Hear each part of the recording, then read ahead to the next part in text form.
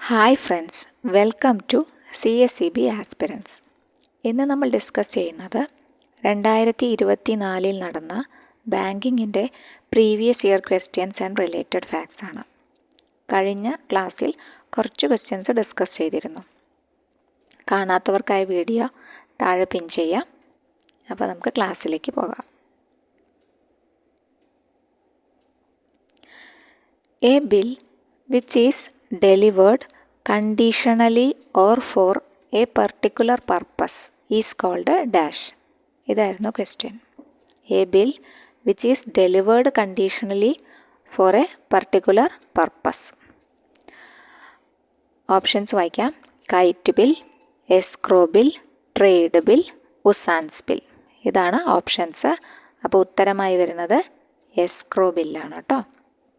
അപ്പോൾ ഇതുമായി ബന്ധപ്പെട്ടൊരു ക്വസ്റ്റ്യൻ ഇതേ ക്വസ്റ്റ്യൻ പേപ്പറിൽ തന്നെ ചോദിച്ചിരുന്നു, ടൈപ്സ് ഓഫ് ബില്ലുമായി ബന്ധപ്പെട്ട ക്വസ്റ്റ്യൻ. അപ്പോൾ ഈ ഭാഗം കറക്റ്റായിട്ട് നമ്മൾ മനസ്സിലാക്കിയിരിക്കണം. കാരണം ഒരേ ക്വസ്റ്റ്യൻ പേപ്പറിൽ തന്നെ 2 ചോദ്യങ്ങൾ ചോദിച്ചു ഒരേ ടോപ്പിക് ഒന്ന്. അപ്പോൾ നമ്മൾ ആ ഭാഗം ഒന്ന് ക്ലിയർ ചെയ്യണം കേട്ടോ. അപ്പോൾ നമുക്ക് ആ ഭാഗം ജസ്റ്റ് കഴിഞ്ഞ ക്ലാസ്സിൽ നമ്മൾ ഡിസ്കസ് ചെയ്തതാണ്. എന്നാലും നമ്മൾ ജസ്റ്റ് ഒന്നും കൂടി ഓർമ്മിക്കുകയാണ് കേട്ടോ. അതായത് എസ്ക്രോ ബിൽ എന്തായിരുന്നു? Bill delivered conditionally or for a special purpose. ഇതായിരുന്നു എസ്ക്രോ ബില്ല് അല്ലേ. ഒരു സ്പെഷ്യൽ പർപ്പസിന് വേണ്ടിയിട്ട് ബില്ല് ഫോം ചെയ്യുക. അതായത് ഒരു കണ്ടീഷൻ വെച്ചിട്ടുണ്ടാവും. ഇപ്പോൾ ഒരാൾക്ക് എന്തെങ്കിലും ഒരു കാര്യം നടന്നാൽ മാത്രമേ കൊടുക്കാൻ പാടുള്ളൂ എന്നോ അങ്ങനെ ഒരു ബില്ല്, അങ്ങനത്തെ ബില്ലുകളാണ് എന്ത് എസ്ക്രോ ബില്ലെന്ന് പറയണത് കേട്ടോ. പിന്നെ നമ്മുടെ കഴിഞ്ഞ വീഡിയോയിൽ ചെറിയൊരു മിസ്റ്റേക്ക് ഉണ്ട്.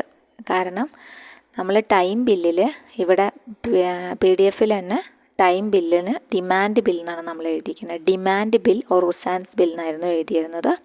പിന്നെ മാത്രമല്ല പറയുമ്പോൾ ടൈം ബില്ലിൽ നമ്മൾ ഡിമാൻഡ് ബിൽ എന്നും പറയുന്നുണ്ട് കേട്ടോ. അതായത് ടൈം ബില്ലിൻ്റെ മറ്റ് പേരുകളായിട്ട് ഉസാൻസ് ബിൽ, ടൈം ബിൽ, പിന്നെ ഡിമാൻഡ് ബിൽ, പിന്നെ ആഫ്റ്റർ സൈറ്റ് ബിൽ എന്നൊക്കെ ഡിമാൻഡ് ബില്ല് കയറി വന്നിട്ടുണ്ട്. അപ്പോൾ അത് നിങ്ങൾ ക്ഷമിക്കുക, അതൊരു മിസ്റ്റേക്ക് തന്നെയാണ്. സോ ടൈം ബില്ല് ഡിമാൻഡ് ബില്ലും തമ്മിൽ വ്യത്യാസമുണ്ട്. മറ്റത് പേയബിൾ ഓൺ ഡിമാൻഡാണ് ഡിമാൻഡ് ബില്ല് അല്ലേ. അത് ടൈം ബില്ലിൽ എങ്ങനെയാണ്? ഫ്യൂച്ചർ ഡേറ്റാണ്, കറക്റ്റ് ഫ്യൂച്ചർ ഡേറ്റാണ്, ഫ്യൂച്ചർ ഡേറ്റിനാണ് കാണിക്കുക. മറ്റത് പേയബിൾ ഓൺ ഡിമാൻഡാണ്. സൈറ്റ് ബില്ലെന്നും ആഫ്റ്റർ സൈറ്റ് ബില്ലെന്നും അതൊക്കെ കറക്റ്റായിട്ട് തന്നെയായിരുന്നു. അത് ഒന്ന് കയറി പറഞ്ഞിട്ടുണ്ട് കേട്ടോ. അപ്പോൾ ചെറിയൊരു മിസ്റ്റേക്ക് ഉണ്ട്. അത് നമ്മൾ വീഡിയോയിൽ എഡിറ്റ് ചെയ്തിട്ടുണ്ട് കേട്ടോ. എഡിറ്റ് ചെയ്ത് മാറ്റിയിട്ടുണ്ട്.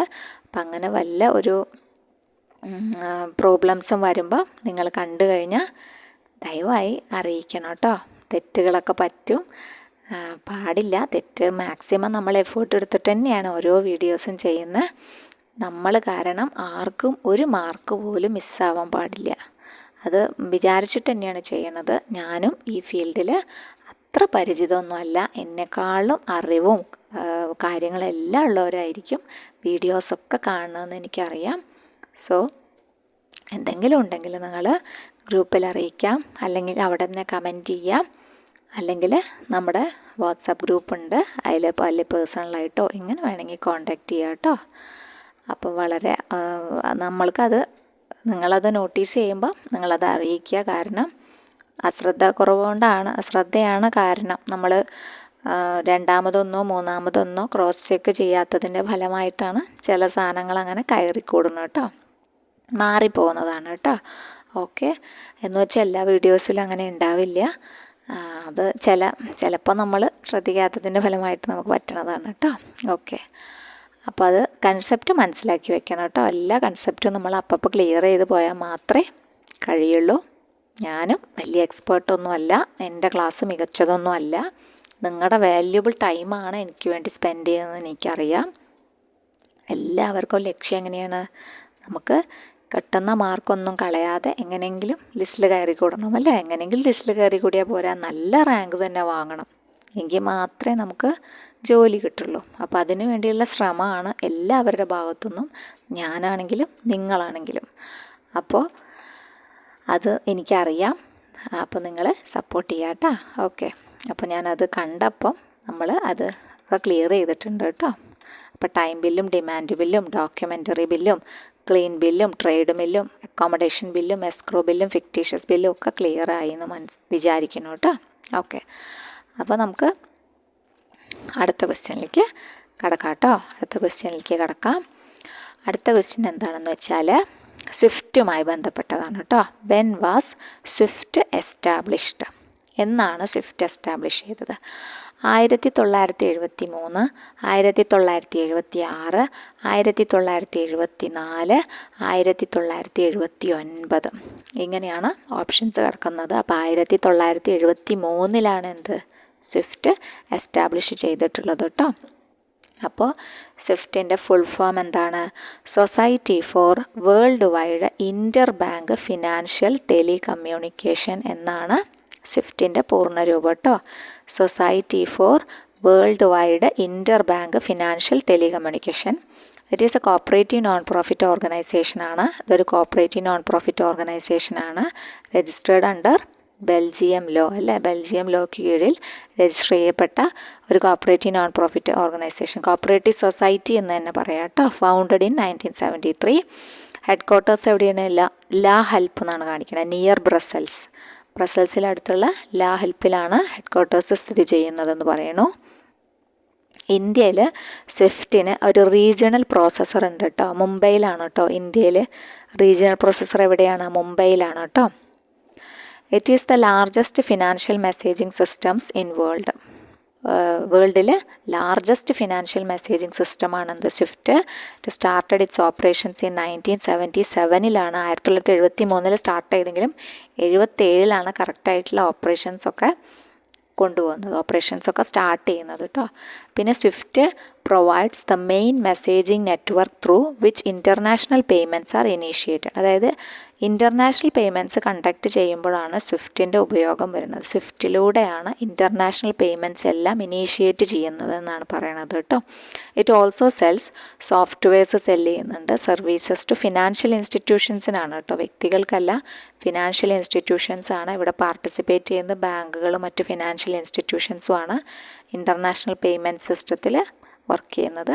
Mostly for use on its proprietary SWIFT net and assigns ഒരു കോഡുണ്ട്, ISO 9362 എന്ന് പറഞ്ഞ BICS കോഡ്. സ്വിഫ്റ്റ് കോഡ്സ് എന്നാണ് അറിയപ്പെടുക കേട്ടോ. BICS എന്താണ്? സ്വിഫ്റ്റ് കോഡാണ്.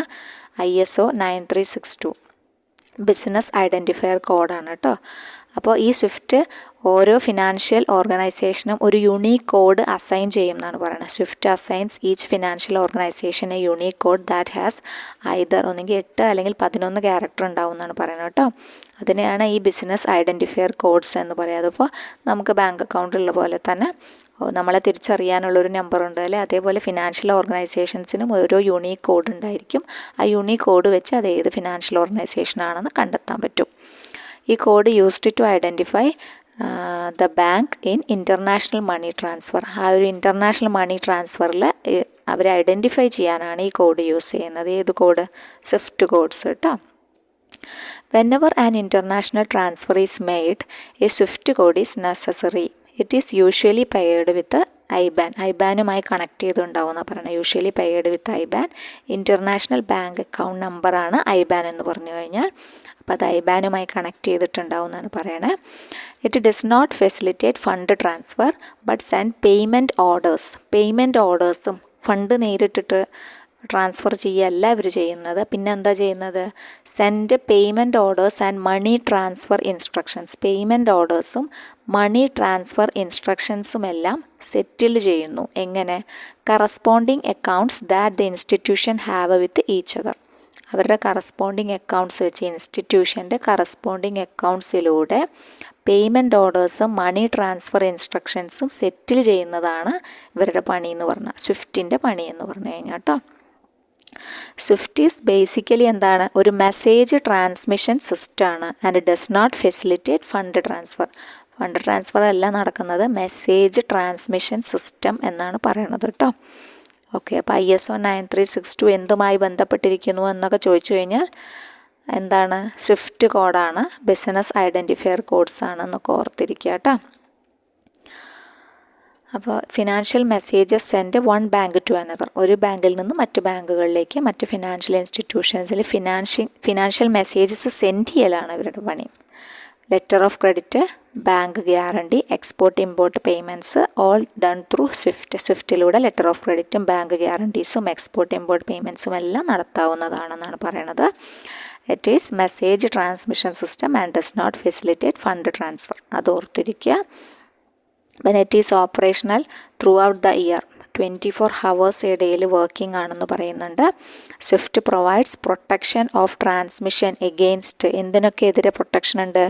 Loss or mutilation of messages, errors in transmission, loss of privacy, ഇതിനെല്ലാം പ്രൊട്ടക്ഷൻ ഉണ്ടെന്നാണ് പറയുന്നത്. കാരണം ഇത് വളരെ സെക്യൂർ ആണെന്നാണ് പറയണത് കേട്ടോ.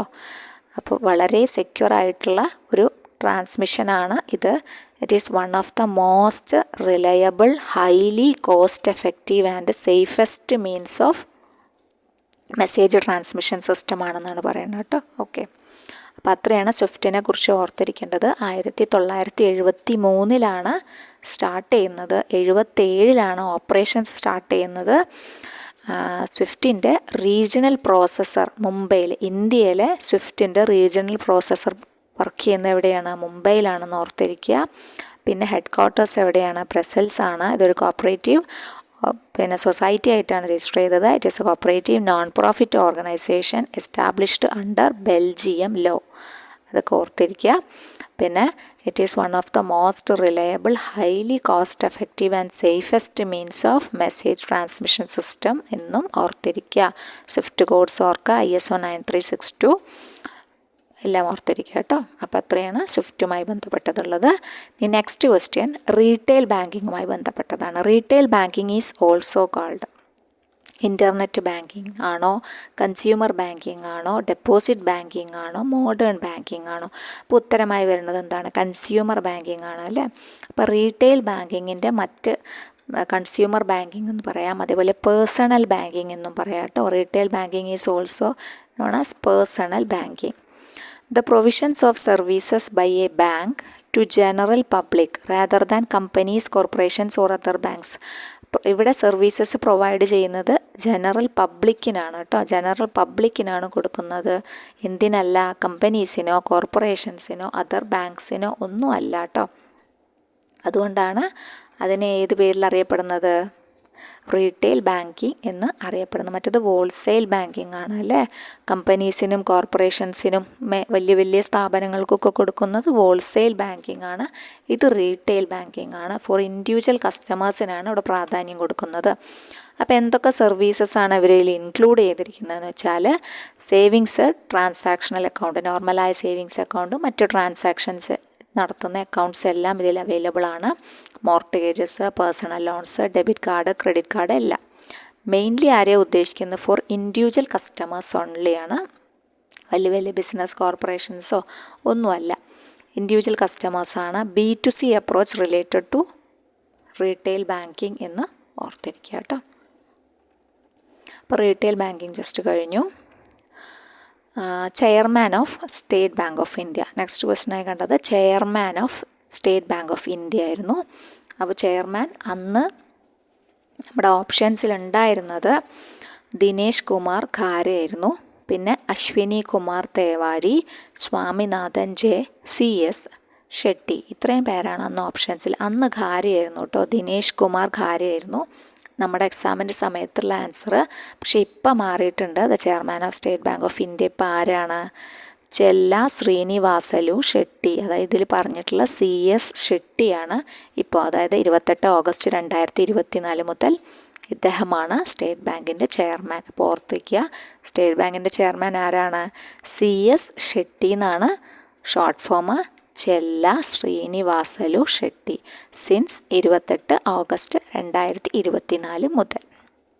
ഓക്കെ, ഇനി അടുത്തൊരു ക്വസ്റ്റ്യൻ എന്ന് പറഞ്ഞാൽ Suvidha loan scheme introduced by dash bank. ഏത് ബാങ്കാണ് സുവിധ ലോൺ സ്കീം ഇൻട്രൊഡ്യൂസ് ചെയ്തത് എന്നൊരു ചോദ്യം കേട്ടോ. NABARD, SBI, Kerala bank, Kerala ഗ്രാമീണ ബാങ്ക്. ഇത്രയാണ് ഓപ്ഷൻസ് ഉള്ളത്. അപ്പോൾ കേരള ബാങ്കാണ് ആൻസർ. സുവിധ ലോൺ സ്കീം ആരുമായി ബന്ധപ്പെട്ടിരിക്കുന്നു? കേരള ബാങ്കുമായി ബന്ധം. അപ്പോൾ എന്താണ് ആ ലോൺ സ്കീം എന്ന് ജസ്റ്റ് ഒന്ന് നോക്കാം. For micro small and medium enterprises. നമ്മുടെ MSME ഇല്ലേ, MSMEയുടെ ഒരു ലോൺ സ്കീമാണ്. കേരള ബാങ്കിലെ MSMEക്ക് കൊടുക്കുന്ന ഒരു ലോൺ സ്കീമാണ് സുവിധ ലോൺ സ്കീം എന്ന് പറഞ്ഞു കഴിഞ്ഞാൽ. അപ്പോൾ അതിൻ്റെ ജസ്റ്റ് പോയിൻറ്റ്സ് നോക്കുകയാണെങ്കിൽ, ഇത് എന്തിനാണ്? ഫോർ എനി ലെജിറ്റിമേറ്റ് പർപ്പസിന് മാത്രമേ കൊടുക്കുള്ളൂ. ഇത് നോട്ട് അലൗഡ് ഫോർ റിയൽ എസ്റ്റേറ്റിനോ അല്ലെങ്കിൽ സ്പെക്കുലേഷൻ ബിസിനസ്സിനോ സ്പെക്കുലേറ്റീവ് ബിസിനസ്സിനോ ഒന്നും കൊടുക്കില്ല കേട്ടോ. പിന്നെ ലോൺ ലിമിറ്റ് 5 ലക്ഷമാണെന്ന് പറയുന്നുണ്ട്. റീപേയ്മെൻറ്റ് പീരീഡ് മാക്സിമം 120 months ആണെന്നും പറയുന്നുണ്ട്. EMI ആയിട്ട് ഇക്വേറ്റഡ് മന്ത്ലി ഇൻസ്റ്റാൾമെൻറ്റ്സ് ആയിട്ട് അടയ്ക്കുക. ഏജ് മിനിമം 21 ആണ്. നാച്ചർ ഓഫ് ലോൺ എങ്ങനെയാണ്? ടേം ലോൺ ആയിട്ടാണ് കൊടുക്കുക, അല്ലെങ്കിൽ വർക്കിംഗ് ക്യാപിറ്റൽ ഫിനാൻസ് ആയിട്ട് അവൈലബിൾ ആണ്. എലിജിബിലിറ്റി ഇൻഡിവിജ്വൽസിന് മാത്രമേ കൊടുക്കുള്ളൂ കേട്ടോ. അപ്പോൾ അതാണ് സുവിധ ലോണുമായിട്ട് നമുക്ക് ജസ്റ്റ് ഓർത്ത് വയ്ക്കാനുള്ളത്. അപ്പോൾ നമ്മൾ കുറച്ച് ക്വസ്റ്റ്യൻസ് എടുത്തിട്ടുള്ളൂ. അപ്പോൾ ബാക്കി നമുക്ക് നെക്സ്റ്റ് ക്ലാസ്സിൽ ഡിസ്കസ് ചെയ്യാം കേട്ടോ. അപ്പോൾ ഇനിയും കുറച്ച് കൂടുതൽ കാര്യങ്ങൾ വരുന്നുണ്ട്. അപ്പോൾ ബാങ്കുമായി ബന്ധപ്പെട്ട് നമുക്ക് കൂടുതൽ ക്വസ്റ്റ്യൻസ് ഉൾപ്പെടുത്തിയിട്ട് അടുത്തൊരു സീരീസ് ചെയ്യാം. അപ്പോൾ ഇതുവരെ സബ്സ്ക്രൈബ് ചെയ്യാത്തവരാണെങ്കിൽ ക്ലാസ് ഇഷ്ടപ്പെട്ട് കഴിഞ്ഞാൽ നിങ്ങൾക്ക് ഉപകാരപ്പെട്ടു എന്ന് തോന്നുന്നുണ്ടെങ്കിൽ ഒന്ന് സബ്സ്ക്രൈബ് ചെയ്യുക, ഷെയർ ചെയ്യുക, കമൻറ്റ് ചെയ്യുക എന്തെങ്കിലും ഉണ്ടെങ്കിൽ. ഓക്കെ, പിന്നെ ലൈക്ക് ചെയ്യുക കേട്ടോ. അപ്പോൾ താങ്ക് യു. അടുത്ത വീഡിയോയിൽ കാണാം കേട്ടോ. Okay, thank you.